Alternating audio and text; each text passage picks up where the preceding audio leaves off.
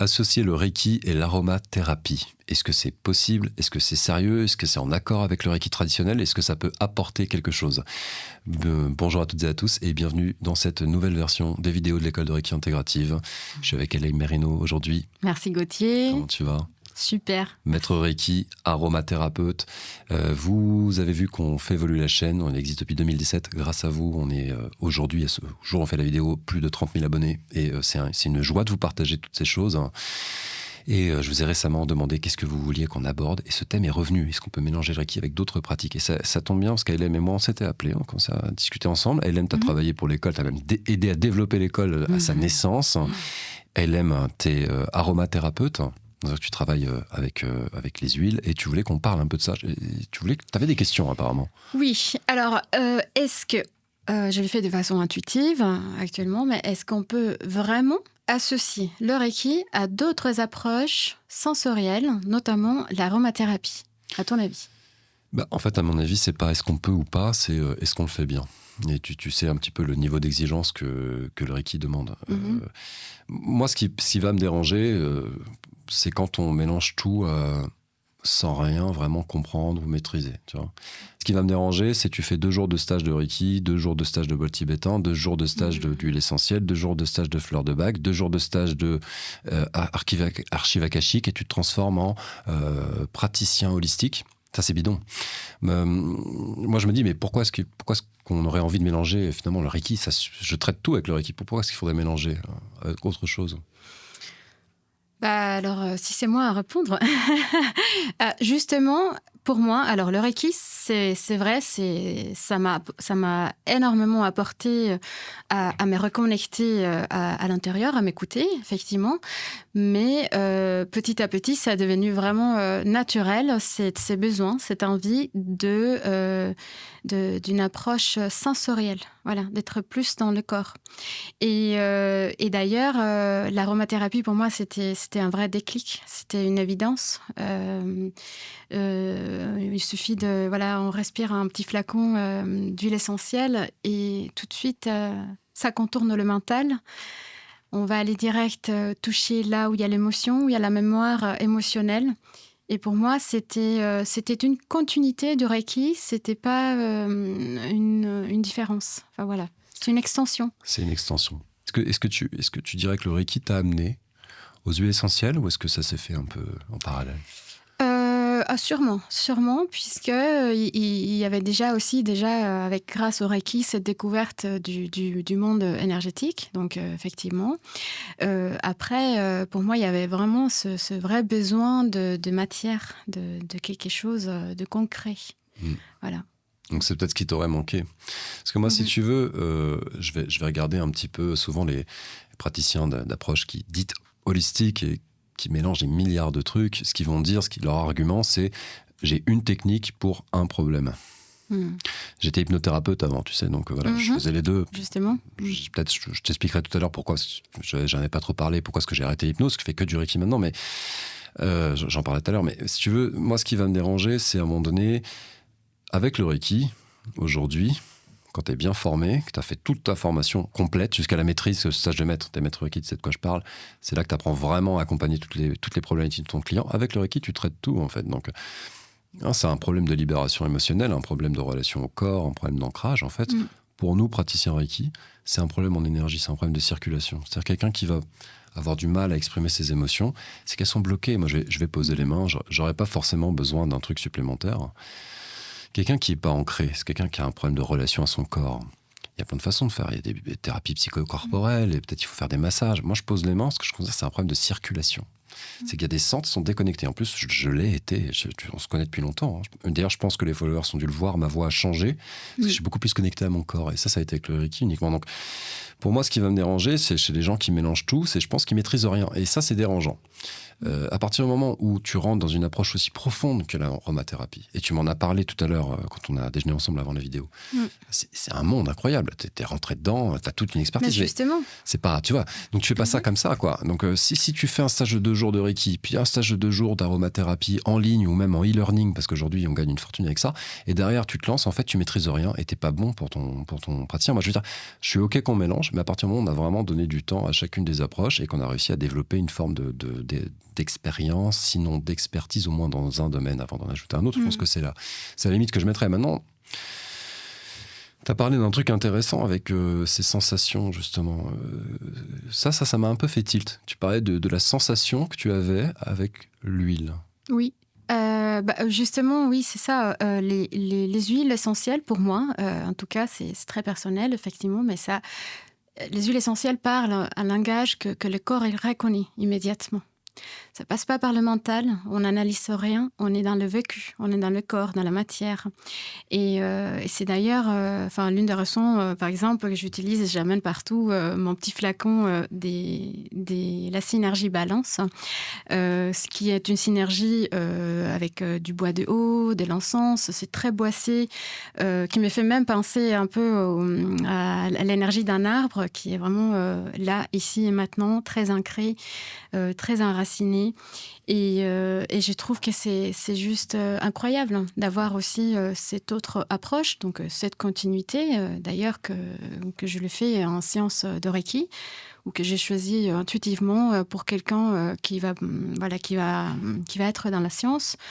Et je trouve que c'est une autre approche où on laisse juste passer le mental. Le mental, en fait, c'est vrai que c'est quelque chose qui va nous limiter dans la pratique. Et tu as dit tout à l'heure, justement, quand tu allais chercher les huiles, et c'est super chouette de t'avoir. Merci. Ça va pas être super simple quand c'est les premières vidéos. Moi, je suis vraiment de la chance que tu aies accepté de venir ici.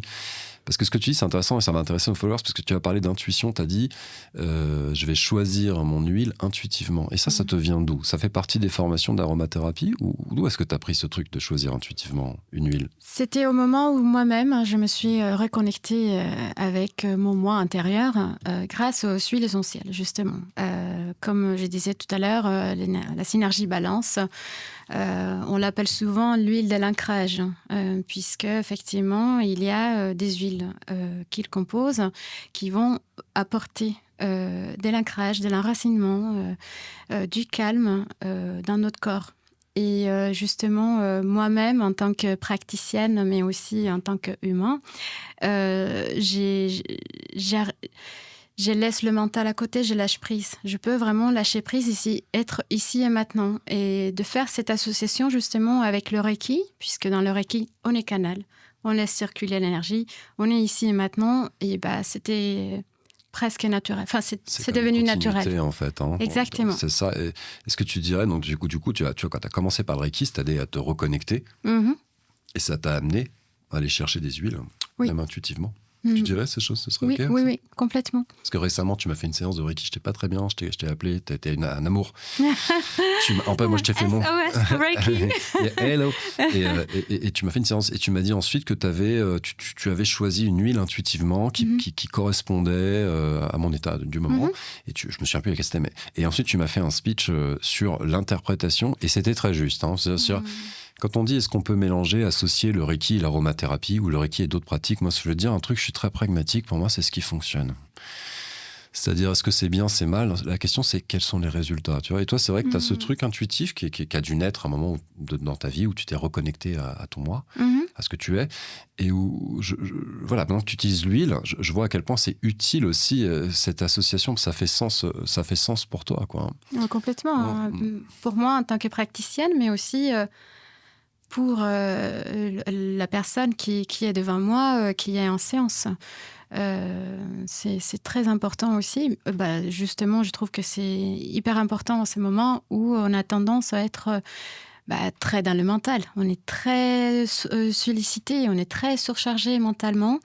Et justement, d'avoir cette approche sensorielle qui nous ramène au corps, à notre nous intérieur, et c'est là tout circule en fait finalement. Donc on revient au même sujet, le Reiki circule. Et donc, tout va bien. Ouais, complètement. Non, c'est super, c'est super. Ouais. C'est quoi ton huile préférée? Tu nous as parlé de ce mélange. Est-ce que tu as d'autres huiles préférées? Alors déjà, j'ai travaillé avec les huiles essentielles de doTERRA, puisque je suis complètement convaincue de la pureté, de la qualité, mais aussi de l'éthique. La Synergie Balance, comme je disais tout à l'heure, elle m'accompagne souvent pour mon ancrage, etc. Mais mon deuxième chouchou, c'est l'incense, donc le frankincense, qui va vraiment venir travailler la connexion au divin. Donc voilà, c'est vraiment je l'utilise souvent en préparation avant de faire une séance Reiki pour moi-même, pour rester dans cette posture de praticien de Reiki. Ok, c'est magnifique. Et tu sais, je pense que tu demandais, et beaucoup de gens se demandent, est-ce qu'on peut associer le Reiki à l'aromathérapie? La réponse, c'est oui, comme ça. C'est vrai, si vous voulez, Hélène a beaucoup d'expérience, mais c'est surtout, tu y vas avec ton cœur, en fait. Et il y a un truc, si tu veux être un bon praticien, c'est pas les outils que tu vas utiliser, c'est l'amour de tes outils, en fait. Et je pense que, voilà, le but, c'est l'autre. On a envie d'aider l'autre. Et pour aider l'autre, tu as besoin d'aimer ce que tu fais. Et donc, si t'aimes le Reiki, moi, j'adore ça. J'ai arrêté l'hypnose parce que je préfère le Reiki à l'hypnose. Hein, j'avais 2 amours et voilà, je suis devenu monogame pour une fois. Et ben, c'est pareil avec, tu as cet amour comme ça. Et je pense aussi que nos followers, ils ont intérêt allez-y, quoi. Quand je dis faut y aller sérieusement, mais n'y allez pas de manière stressée. Sérieux, c'est juste honnête, en fait. J'y vais, je donne son temps à chaque technique, mais si t'es attiré par 3, 4, 5 techniques et que ton cœur te porte comme ça, voilà, faut être polyamoureux de la pratique et y aller, quoi. Parce que, en fait, voilà, et donc, je pense que quand tu as parlé, les followers ont dû sentir, et je voudrais vraiment prendre conscience de la réponse à la question, est-ce qu'on peut associer le Reiki et l'aromathérapie? Tu l'as donné par ton corps. À l'instant, là, vous faites un retour en arrière ou vous la regardez une deuxième fois. C'est l'amour que tu as de ta pratique, la passion. Et c'est ça que tu transmets. Et nous, dans le Reiki, on a différents degrés. Au 2e degré, il y a un enseignement hyper important qui est relié à la compassion de Senju Kanon. Senju Kanon, c'est le bodhisattva, la compassion dans le bouddhisme japonais. Considérez que c'est l'amour qui guérit. Et si tu veux partager cet amour, tu as besoin d'être dans l'amour de ce que tu fais. Si tu veux, tu peux être multimédaillé, avoir je sais pas combien de certificats. Ouais. Et alors, ça va pas faire de toi quelqu'un dans la compassion. Tu peux avoir pas beaucoup d'expérience, mais si tu as envie que l'autre aille bien et que tu es tellement dans l'amour de ta pratique, les praticiens qui ont le plus de résultats, ceux qui aiment ce qu'ils font et qui aiment ce qu'ils donnent aux autres et qui aiment les autres. Et donc toi, c'est... Bah, moi, j'encourage. Bon, toi, je t'encourage, tu n'as pas besoin de moi. Merci. T'es une espèce d'étoile filante. Donc, vous avez les infos, bien sûr, pour contacter Hélène. Si vous avez envie de la rencontrer, sous la vidéo, évidemment. Et j'encourage chacun, finalement, à se dire... est-ce que j'ai assez travaillé? Est-ce que j'ai assez fait d'efforts et d'exercices pour bien tester ma pratique avant de trop vite mélanger? Parce que, comme quand tu veux cuisiner, tu connais pas les aliments, que tu les mélanges. Moi, avant, je faisais un bœuf bourguignon au gingembre. C'est horrible. Ça peut être bon. Non, c'est pas bon. Oui, mais t'es cubaine, toi. Non, donc, voilà. Mais par contre, testez-les individuellement et ensuite, qu'est-ce que vous aimez? Et là, vous devenez un bon cuistot. C'est celui qui met de l'amour dans sa cuisine. Donc, de toute façon, si on veut bien pratiquer, là, quel que soit le Reiki, il faut comprendre le Reiki. Et vous savez qu'à l'école de Reiki intégrative, même si on est une école de référence, il y a beaucoup d'aspects gratuits. C'est important pour nous. Cette chaîne YouTube, elle est gratuite. Et sous la vidéo, vous pouvez télécharger un PDF gratuit pour bien comprendre les bases du Reiki. En téléchargeant le PDF, même s'il y a des choses que vous connaissez déjà, sachez que vous allez recevoir un mail par semaine avec des articles, des vidéos pour comprendre le Reiki. Quoi que vous fassiez, explorez-le à fond. Et si vous aimez ce que vous trouvez, faites-le à fond. Pour moi, c'est tout ce qui compte. Merci Hélène. Merci à toi, Gauthier. Merci beaucoup. Merci à toutes et à tous.